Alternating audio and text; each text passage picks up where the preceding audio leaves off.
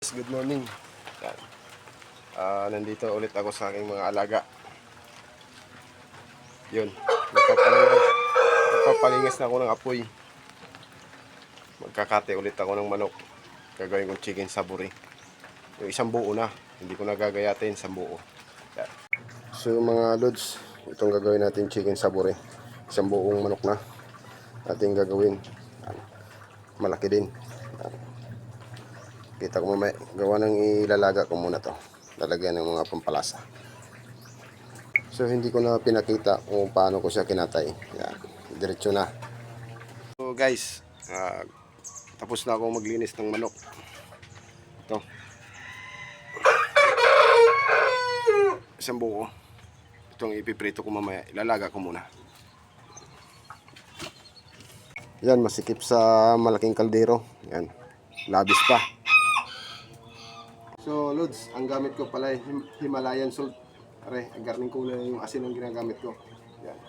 Himalayan. Maganda siya gamitin.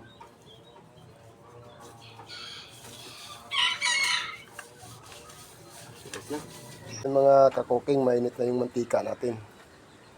Lalagyan natin ng dahon. Ang purpose naman ng dahon, para hindi dumikit yung manok. Lagay natin. Sa ganyan natin ilalagay yung manok. Mga kakoking, ihulog na natin yung isang buong manok.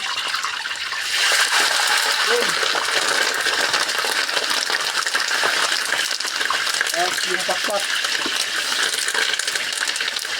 Yan.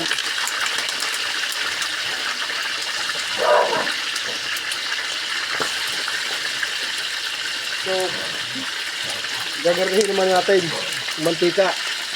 Yan.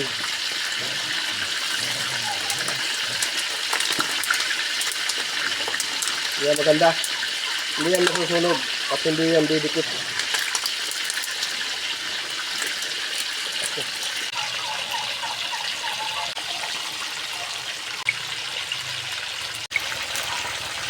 Yan si Tiger ko, ang alaga kong pusa. Yan ang aking mga tanim na siling na buyo. Yan. May bunga na, marami na. Loads. Yan.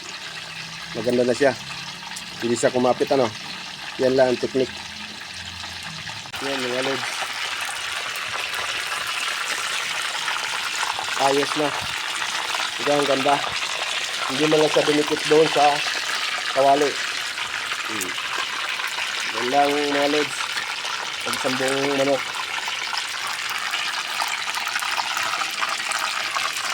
Side to side lang.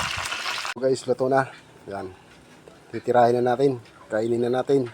Ano pang gagawin? So guys, tirahin na natin to. Huwag na natin patagilin habang mainit pa. Yan, nausok pa. Let's go. Yeah. Ayos to.